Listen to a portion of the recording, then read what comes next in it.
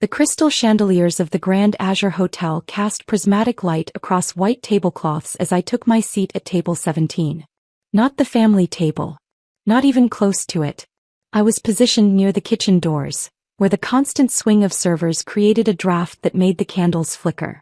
"Claire, you actually came," my sister Amanda said, pausing at my table with her new husband Marcus. Her white gown probably cost more than most people's cars. "I'm surprised you could afford the gas money to get here." I set down my water glass carefully. "Congratulations on your wedding, Amanda. Everything looks beautiful." "It should," Marcus interjected, adjusting his designer cufflinks. "This venue charges $30,000 just for the reception space. Not including food, obviously." "Obviously," I said softly. Amanda leaned closer and I caught the scent of her expensive perfume. "Honestly, Claire, I almost didn't send you an invitation. Mom said it would be embarrassing having you here in your... What are you wearing?" "Something from a discount store." I glanced down at my simple navy dress. It was nice, professional, purchased from a regular department store. "It's comfortable." "Comfortable," Amanda repeated, laughing. "Did you hear that, Marcus? Comfortable. Claire, this is a luxury event. People should look sophisticated. Not like they're going to a job interview at a call center." "I think I look fine," I said evenly. Marcus snorted. "Sure. Fine for a Tuesday morning meeting. Not fine for the Grand Azure Hotel. Do you have any idea what the average net worth is in this room?" "I couldn't guess," I replied. "Let's just say you're bringing down the average considerably," Amanda said, then swept away toward the family table where my parents sat with her in-laws. The first course arrived. A delicate arrangement of seared scallops with microgreens and some kind of foam I couldn't identify. It was beautifully plated. I ate slowly, watching the servers move with practiced precision through the room. "Claire." My mother's voice carried across 3 tables. She was waving me over, her diamond bracelet catching the light. I walked over carefully, aware of eyes following me. "Yes, Mom. We're taking a family photo." "Well, the immediate family." She gestured to where Amanda, Marcus, Dad, and Marcus's parents were gathering. "You can wait here." "I'm immediate family," I said quietly. "Oh, sweetie." Mom patted my arm. "You know what I mean. The people who actually contributed to this event. The people who matter in Amanda's life. You understand, don't you?" I nodded and stepped back. Through the camera lens, I watched my family smile and pose, a perfect portrait of success and celebration. The photographer didn't even glance my way. When I returned to my table, I found my father standing there, examining the place setting. "Claire, we need to talk about something," he said. "What is it, Dad?" He sat down in the chair across from me, something he'd never done at a family event. Usually he avoided me entirely. "Your mother and I have been discussing your situation." "My situation?" "Your financial situation. Your life situation. All of it." He folded his hands on the table. "We're concerned." "Concerned about what?" "About your future. You're 32 years old. You work some entry-level job at an office we can't even remember the name of. You drive a 7-year-old sedan. You live in a rental apartment." He counted these off like they were crimes. Meanwhile, Amanda has built a real life. Real success. "I'm happy with my life," I said. "Happy?" He frowned. "Claire, happiness isn't the point. Achievement is the point. Contribution is the point. Look around this room. These are successful people. Doctors, lawyers, entrepreneurs, executives. What are you?" "I'm an analyst," I said. "An analyst." He said it like the word tasted bad. "That's what unsuccessful people call themselves when they don't have a real title." "What do you actually do, Claire?" "I analyze data and make recommendations." "For who?" "Some tiny company no one's heard of." "Something like that." He shook his head. "Your mother and I didn't raise you to be mediocre. We raised you to achieve. But you've consistently disappointed us. Do you know how embarrassing it is when people ask about our daughters? Amanda's a marketing executive married to a commercial real estate developer, we say. And Claire does something with computers." "I'm sorry you're embarrassed," I said. "Sorry isn't enough. Action is what matters. We've decided to cut you off completely." I blinked. "Cut me off from what?" "From the Family Financial Support Network." No more birthday checks. No more Christmas gifts. No emergency fund access. You're on your own. Maybe tough love will motivate you to actually make something of yourself. I haven't asked you for money in 10 years, I pointed out. That's not the point. The point is that you're not trying. You're settling. And we won't enable that anymore. He stood up. Now please try not to embarrass us further tonight. Don't talk to Amanda's in-laws. Don't mention what you do for work if anyone asks. Just stay at your table and eat quietly. He walked away. I sat there for a moment, then picked up my fork and continued eating. The scallops were excellent. The main course was filet mignon with truffle butter and roasted vegetables.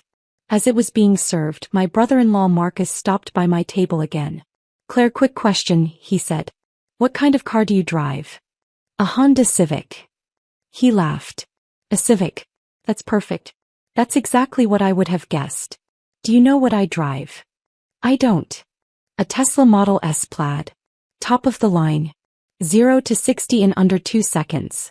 It costs more than you probably make in a year. He waited for my reaction. That's nice, I said. Nice.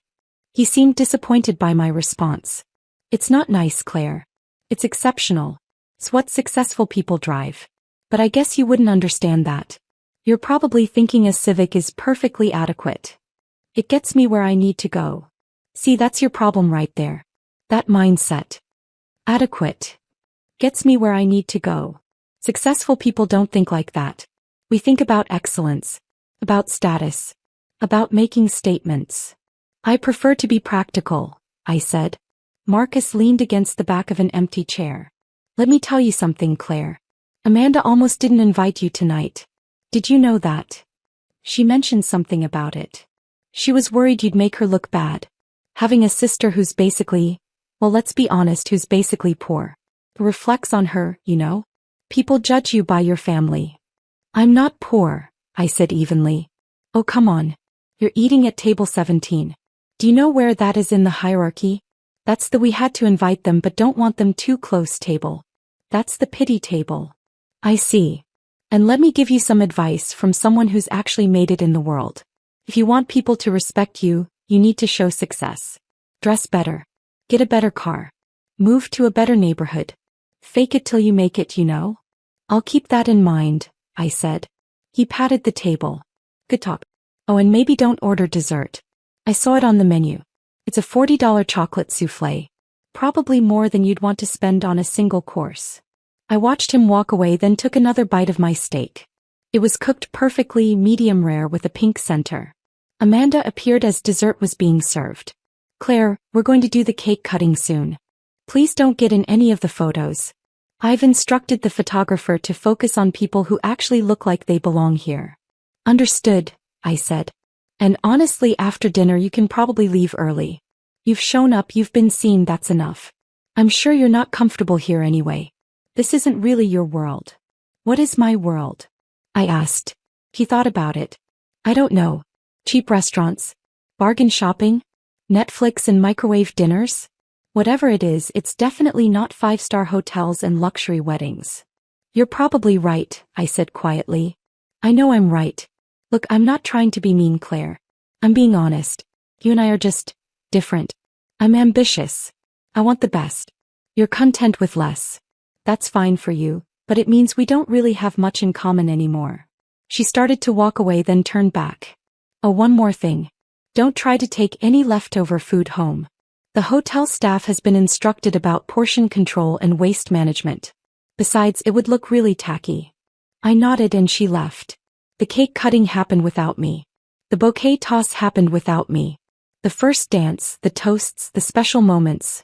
I watched them all from table 17 near the kitchen doors, eating my $40 chocolate soufflé slowly.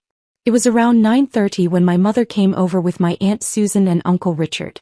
Claire, your aunt and uncle were just asking about you, Mom said in that tone that meant she was annoyed she had to acknowledge my existence. Hi Aunt Susan, Uncle Richard, I said. Claire, we haven't seen you in ages. Aunt Susan hugged me. How are you doing? I'm well, thank you. We were just asking your mother about your life. She said you work in an office. That's right. Doing what exactly? Uncle Richard asked. My mother interrupted. Something with data entry, I think. Nothing too exciting. Susan, Richard, you should try the champagne. It's from France. $25 a glass. Data analysis, actually, I corrected gently. Right, Mom said dismissively. Anyway, Claire has a nice little life. Nothing spectacular, but she seems content. Don't you, dear? I'm content, I confirmed. Aunt Susan looked uncomfortable. Well, that's what matters, isn't it? Being happy. If you say so, Mom replied. Though I've always thought achievement matters more than happiness. But maybe that's just me. Maybe some people are meant to be followers rather than leaders. Mom, I started. It's fine, Claire. We all have different levels of capability. You found your level. There's no shame in that. He smiled at my aunt and uncle. Come on, let me introduce you to Marcus's parents. They own a development company worth $50 million. They walked away. I finished my soufflé. Around 10 o'clock, as the dancing was in full swing, my father approached with my sister's father-in-law, Mr. Thompson. Claire, this is Robert Thompson, Marcus's father, Dad said. Nice to meet you, I said, standing politely. Mr. Thompson shook my hand with a grip that seemed designed to demonstrate dominance. Your father tells me you work in data analysis. That's correct. Which company? I hesitated. It's a small firm. You probably haven't heard of it. Try me. I know most of the business landscape in this city. I'd rather not talk about work at a wedding, I said diplomatically. Dad frowned. Claire's always been secretive about her job. Probably because it's nothing to brag about. Not like Amanda's position at Sterling Marketing. Marketing is a good field, Mr. Thompson agreed. Real influence, real impact. Data analysis, though, that's more of a support role, isn't it? Behind the scenes stuff. Someone has to do it, I said. True. The world needs worker bees, not just queens. He chuckled at his own joke. But tell me, Claire, what are your career goals? Where do you see yourself in 5 years? I'm happy where I am. Happy where you are. He exchanged a look with my father. That's the problem with your generation. No ambition. In my day we were always pushing forward, climbing higher. Now everyone just wants to be happy at their mediocre jobs. Maybe happiness is a worthy goal, I suggested. Happiness is what happens when you achieve something meaningful, Mr. Thompson said. Not what you settle for when you can't achieve anything at all. Dad nodded along enthusiastically. Exactly what I've been trying to tell her for years. But Claire has always been the stubborn one. Never listened to advice. That's a shame, Mr. Thompson said. With the right mentorship, even someone at her level could probably improve their situation. Though I suppose some people lack the fundamental drive required for real success. They walked away together, laughing about something. I sat back down. The evening wore on. More relatives stopped by to ask what I did for work, where I lived, what my plans were. Each conversation felt like an assessment I was failing. My cousin Jennifer asked if I was still renting that tiny apartment. My uncle Paul asked if I'd ever consider going back to school, to actually make something of yourself. My grandmother asked if I had any prospects at all, dear, because you're not getting any younger. I answered each question calmly, deflecting when I could, admitting the truth when I couldn't. At 11 o'clock, as I was considering leaving, Amanda found me again. Claire, I need to talk to you about something, she said, sitting down at my table uninvited. What is it? This is awkward, but the hotel just sent me the final invoice. There's a charge on here that doesn't make sense. What kind of charge? It says there's a room reserved under your name. Room 2847. Did you book a room here? I did. Her eyes widened. You booked a room at the Grand Azure? Claire, do you know how much rooms cost here? The basic rooms start at $600 a night. I'm aware. Then why would you? Wait, are you actually staying here tonight? Are you that desperate to pretend you're part of this world? I had my reasons, I said. Your reasons? Amanda's voice rose. Claire, this is pathetic. You can't afford to stay here. You're going to max out a credit card or something trying to impress people who already know you're not at our level. Please tell me you didn't actually check in. I checked in this afternoon. Oh my God. She put her face in her hands. This is so embarrassing. What if someone sees you in the elevator or the lobby?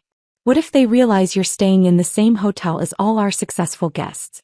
They'll think you're some kind of stalker or groupie. I'm just staying overnight, I said. I'll leave in the morning. You need to cancel it. Right now. Get your deposit back, cut your losses. Claire, I'm serious. This is beyond inappropriate. You're trying to infiltrate a lifestyle you don't belong in. The room is paid for, I said quietly. Then get a refund. I'm sure they have cancellation policies. She stood up. I'm going to talk to Mom and Dad about this. This is exactly the kind of delusional behavior we've been worried about. She stormed off toward the family table.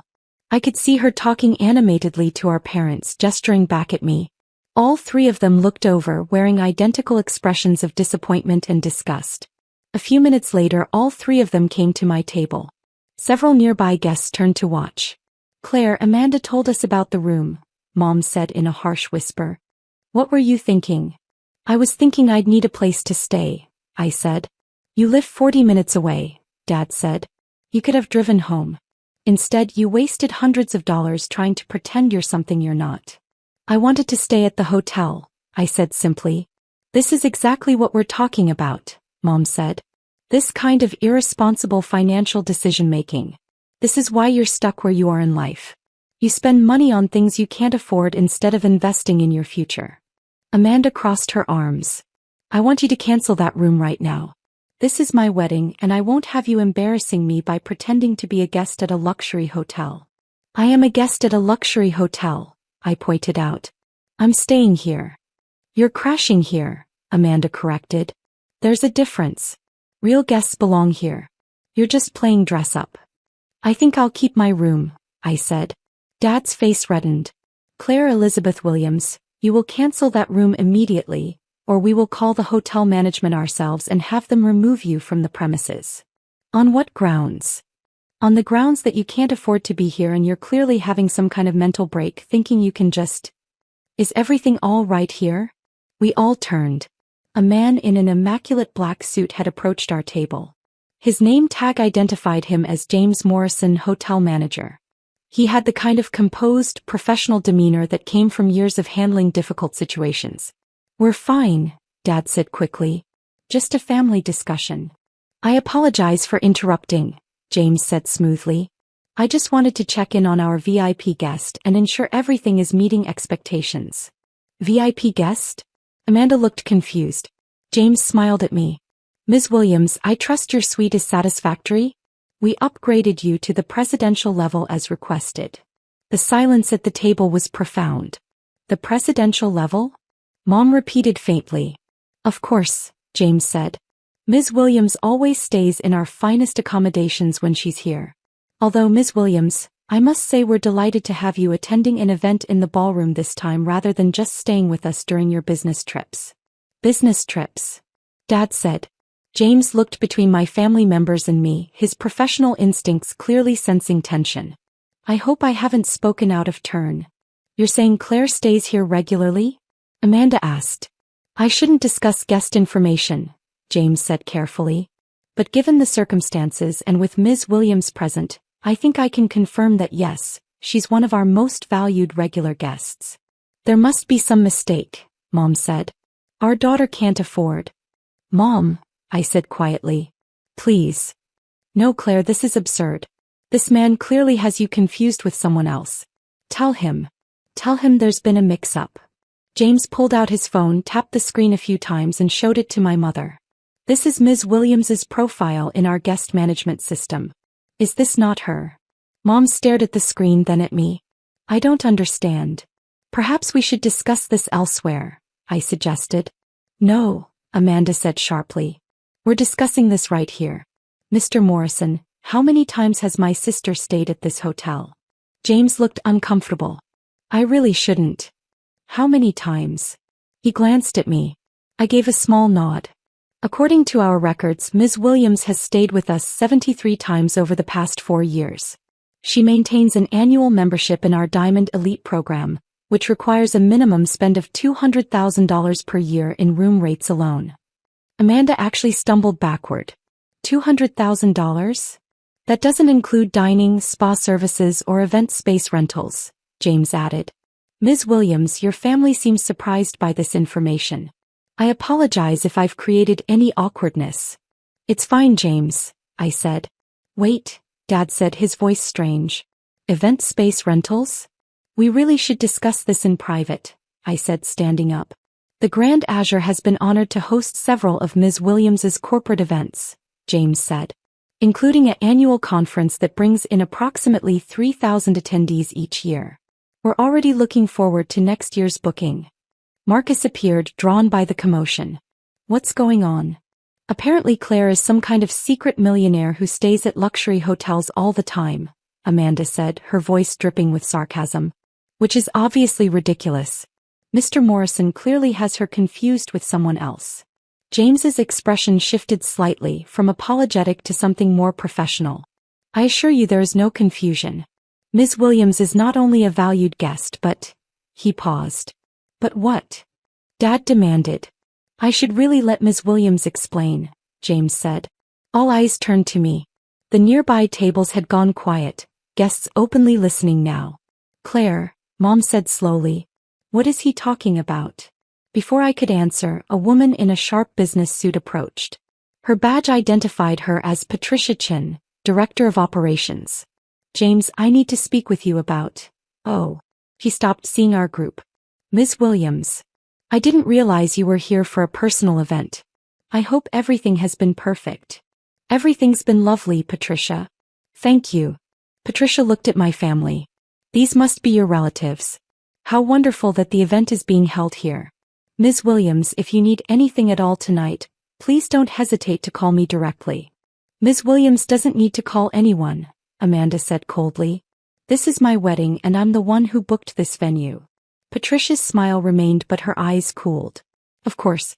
Though technically the booking was made through Sterling Events, which is one of our corporate partners. The actual contract is with the property ownership group. So, Amanda said. So the ownership group has final approval on all events, Patricia explained. We're very pleased they approved your wedding, Mrs. Thompson. They. Dad said. Who are they? Patricia looked at James. James looked at me. I could see both of them calculating what they should say. Perhaps it's time, I said quietly. Time for what? Mom demanded. A third person approached our table. An older gentleman in an expensive suit, walking with the confidence of someone who owned everything around him. His name tag read, Michael Reynolds, Regional Vice President, Azure Luxury Hotels. Excuse me, he said pleasantly. I don't mean to interrupt a family celebration, but I saw Ms. Williams was here and wanted to say hello personally. He shook my hand warmly. Claire, wonderful to see you. I trust James and Patricia have been taking excellent care of you. As always, Michael, I said. Outstanding. And I wanted to let you know that the quarterly reports are ready for your review. I'll have them sent to your office on Monday as usual. The color drained from my father's face. Her office. Michael smiled at my father. You must be very proud of your daughter, Mr. Williams. Not many people accomplish what she has by age 32. I don't. I'm not. Dad couldn't form a complete sentence. I'm sorry, Amanda interrupted, her voice shaking. Who exactly are you? Michael Reynolds. I oversee the Azure Luxury Hotel's East Coast operations, which means I report directly to the ownership board. He paused. Which includes Ms. Williams as the majority shareholder. The world seemed to stop spinning. Majority shareholder, Mom repeated numbly. That's correct. Ms. Williams owns 51% of Azure Luxury Hotels International, which includes this property and 47 others across 12 countries. Marcus laughed. Sounded slightly hysterical. That's impossible. Claire drives a Honda Civic. I like my Civic, I said softly. Claire, Dad said slowly. Is this true? I looked at my family. My sister in her expensive wedding gown. My brother-in-law with his designer suit and Tesla. My parents with their diamond jewelry and superior attitudes. All of them staring at me like I'd suddenly grown a second head. Yes, I said simply. It's true. But how? Amanda whispered. I started a data analysis company in my 20s. We developed predictive algorithms for hospitality markets. Azure Hotels bought my company 4 years ago for their algorithm, but part of the deal was that I retained majority ownership in the parent company. I also sit on the board and oversee certain strategic initiatives. You're a data analyst, Dad said weakly. I am. I analyze market data, revenue projections, customer behavior patterns, expansion opportunities, and dozens of other factors. I just do it for a company worth approximately $8 billion. Mom sat down heavily in an empty chair. $8 billion. That's the current valuation, yes. Amanda's voice rose.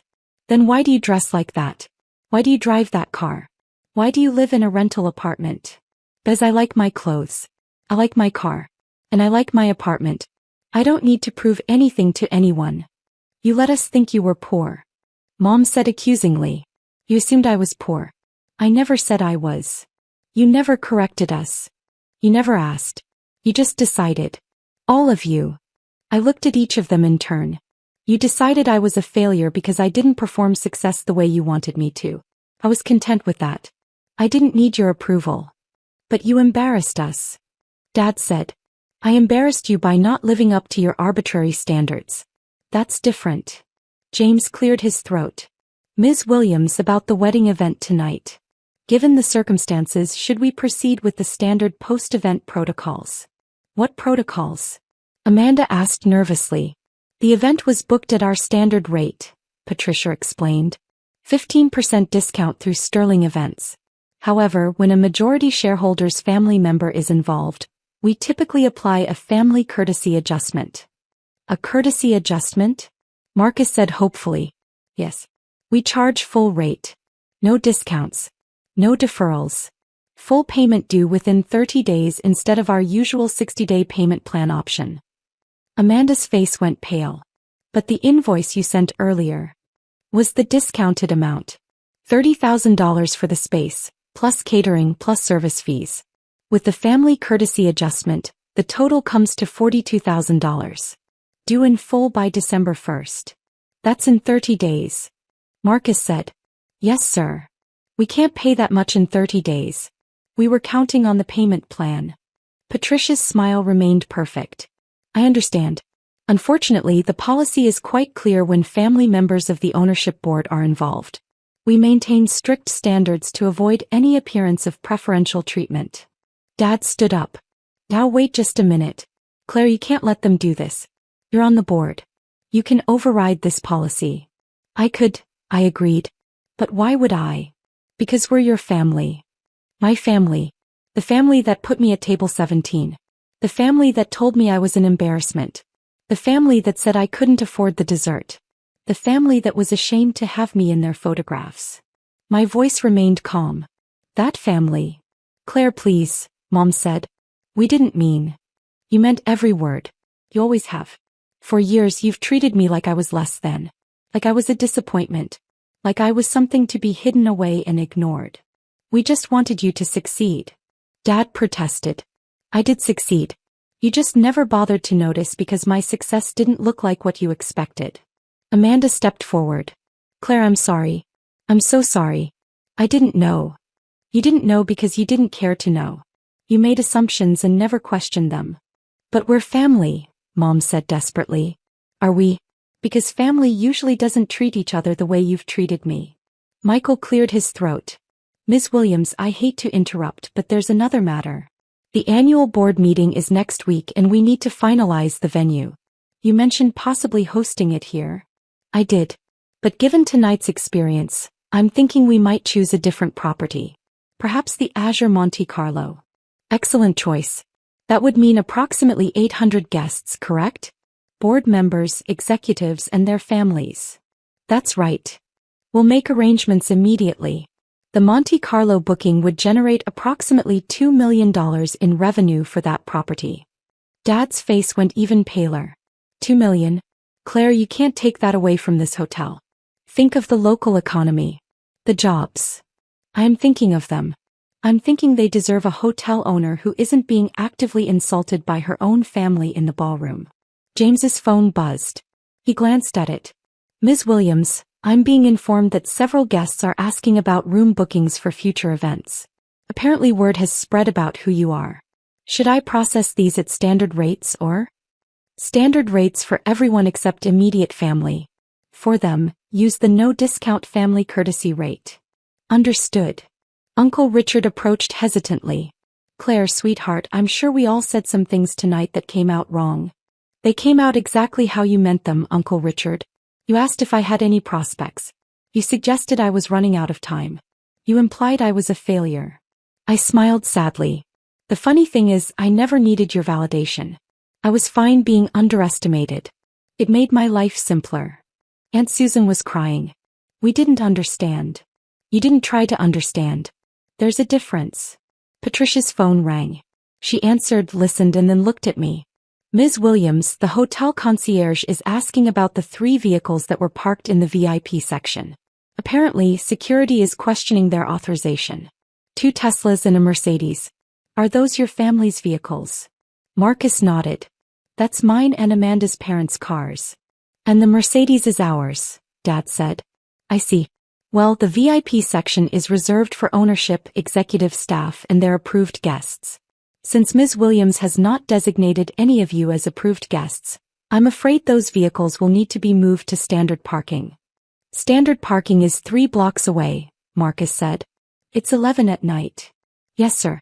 The valet can retrieve your vehicles if you'd like, but there will be a $50 convenience fee per vehicle. Dad looked at me. Claire, this is petty. Is it? This entire evening, you've all made it clear that I don't belong in your world. That I'm not at your level. Now you want me to give you access to mine. Michael's phone rang. He answered, spoke briefly, and then addressed my sister. Mrs. Thompson, I'm being informed that the hotel restaurant charge for your rehearsal dinner last night is being reviewed. It was previously comped as a courtesy, but given the changed circumstances. How much was the rehearsal dinner? I asked. $8,000, Michael said. Amanda swayed. You're going to charge us for that too? It's standard policy when the family courtesy protocols are applied. Claire, please. Amanda grabbed my arm. We can't afford all of this. The wedding already cost us everything we had saved. If you make us pay full price for everything, we'll be in debt for years. I looked at her hand on my arm, then at her face. Tears were streaming down her cheeks, ruining her perfect makeup.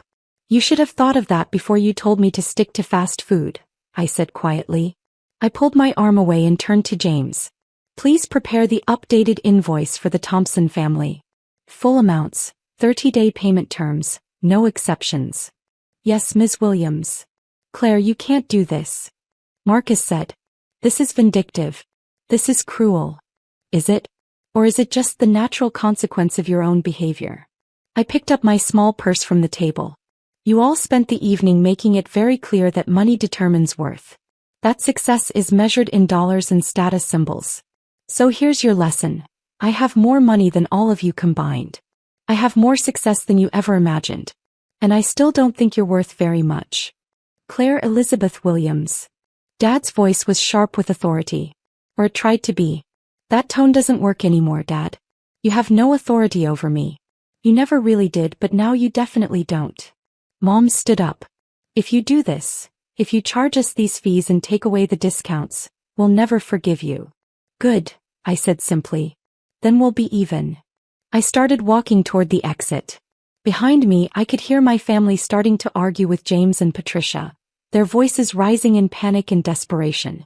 Other guests were pulling out their phones, probably already texting about the drama unfolding at table 17. As I reached the ballroom doors, Michael caught up with me.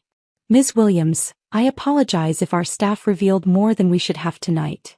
It's fine, Michael. It was time. The board meeting in Monte Carlo, you're serious about that? Completely serious. Michael, I want you to make a note in our booking system. The Williams family is no longer eligible for any corporate discounts, partnership rates, or courtesy adjustments at any Azure property worldwide. Understood. I'll make sure that's implemented immediately. Thank you. I took the elevator to my suite on the presidential level. The doors closed, finally muffling the sounds of my sister's wedding disaster. As the elevator rose, I caught sight of my reflection in the mirrored walls.